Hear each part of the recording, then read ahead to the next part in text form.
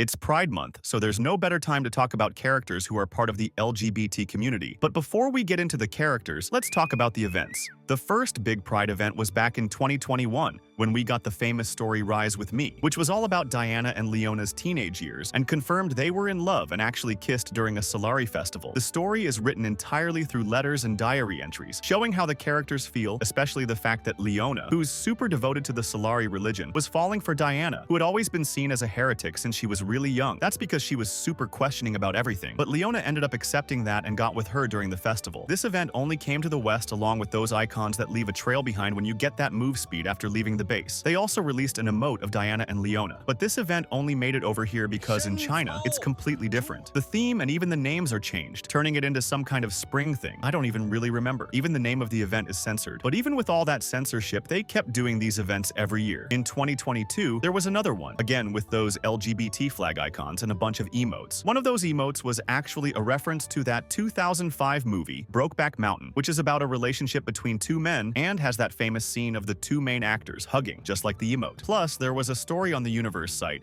this time focusing on TF and Graves, called The Boys in Bombolini. That's where we find out that Graves is gay, and at the end of the story, they're kind of telling themselves they're just business partners and nothing more. Then in 2023 and 2024, all we got were a few emotes and small cosmetics across a bunch of Riot games, like TFT, Valorant, Legends of Runeterra, and Wild Rift. As you can see, it's just little things since Riot can't really go too deep into representation stuff because of Chinese censorship. Over there, people are weirdly intolerant and prejudiced. But are they really, though? Is the average Chinese person actually prejudiced, or is it more of an old people thing? That's something I think about a lot. Let me give you an example with another country. I always hear about how the Japanese are super polite and all that, but then you see teenagers or really young Japanese people and they're not that different from the rest of the world. I mean, of course, every country has its own culture and things here and there, but those mega traditions, the stuff you think of when you picture Japan, I just don't really see that happening much anymore, you know? Anyway, despite all that, Riot still tries to make it work and put these events in League so that LGBT players who love their games can express themselves, just like I'm trying to do everything I can to get you to like the video and subscribe to the channel, since most of you aren't subscribed. Also, I'm looking for a narrator, so take a look at the video description or fixed comment if you're interested. But alright, now that we're done with the events, let's get into the League champions. To start, it's interesting to mention that Riot has confirmed that homophobia doesn't exist in Runeterra. Prejudice, in general, does exist. There are tons of stories about that, like Damasia's prejudice against mages. But in Runeterra, there's no prejudice against sexuality itself. It's all totally accepted. So, let's start with one of the most famous, Varus. He was one of the first champions with LGBT representation when the As We Fall music video dropped. It shows a couple of gay hunters from Ionia falling into the pit of a temple where Varus was sealed. Fun fact, there was supposed to be a scene where they kiss before falling into the pit, but because of censorship, Riot had them just touch foreheads like they were just companions or something. In the Varus comic that shows the lives of Valmar and Kai, there's a scene where they're heading to Valmar's hometown, Palace, and Kai's super nervous about meeting Valmar's mom, thinking she won't like him. Totally relatable for when you're about to meet your partner's parents. As for Varus himself, the darkened part, we don't really know anything about his sexuality. Moving on, we've got Cassante. He was the first openly gay champion in League. He was made to launch around Worlds 2022, partly because he was developed alongside the singer Lil Nas X, who's openly gay, and played a huge role in shaping the character. A big part of Cassante's concept revolves around pride. His title in League is literally the Pride of Nazima, which is his hometown. He also had a husband named Tope, but because of Cassante's pride and obsession with wanting to hunt a nearly indestructible Bakai, Tope ended up leaving him. But now, Cassante and Tope are friends, even though they're not a couple anymore. Next up is Neeko. She was basically the first champion in League, launched as openly LGBT back in 2018. In her case, she's a lesbian. That's explained in her lore through the concept of Shoma, which is this magical energy that makes up the soul of all living beings in Runeterra. Neeko's species, the Uviket Vastaya, can not only see it, but also interact with it and change it. That's what let her shapeshift. She is into women because she feels way more comfortable and happy around feminine Shoma. When she transforms into male and female characters in League, she has voice lines about what she likes and doesn't like when she shifts into a female champ. Neeko will try you on for size. Ooh, I love it! Oh, wish I could stay like this forever. Neeko is joyful to become you. And then when she shifts into a male champ, Male Shoma feels strange. Looking like boys is, takes getting used to. Do I smell as bad as I look? Yes.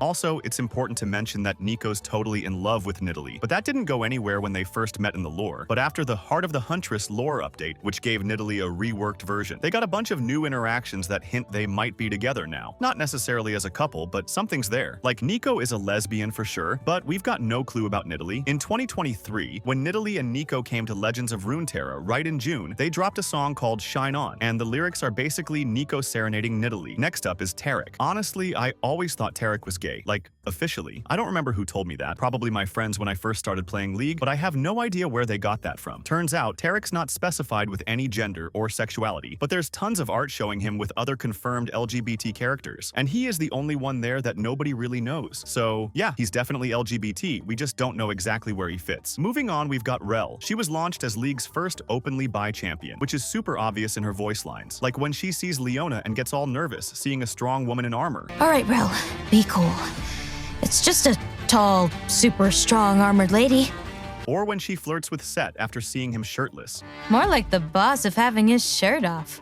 Oh, I think you heard that. You can totally tell she has a type. Rel also shows up in the book about Mbessa, chosen by the wolf, where she has a crush on a character named Tula. Next up, we've got Leona and Diana. Already talked about them earlier when I was going over the events. But yeah, they're both lesbians. Their lore dives deep into the whole religious fanaticism thing and how it affects relationships like theirs, which is super relatable in real life too. No one really knows what their relationship will be like going forward, since the story that shows their first kiss only covers their teenage years without showing what the future holds. Next up is Nami, who's bisexual and polyamorous. When she came to Legends of Runeterra, a bunch of new cards dropped that expanded the Mirai tribe deck. Along with her came two other characters who are basically in a polyamorous relationship with her, a warrior named Lado and a singer named Tama. It's unclear if polyamory is just a Mare tribe thing or common across all of Runeterra, but that trio is very well established in the lore. Now onto TF and Graves. Already mentioned them earlier. Basically, they've got this just business partners thing where they go around stealing together. But in the story, TF talks about Graves' string of disastrous relationships with various men. So yeah, Graves is openly gay. As for Twisted Fate, he's confirmed to be pansexual. It's said that he's not attracted to gender specifically, but to other factors. And there are a ton of hints that they might actually become a couple soon. Like,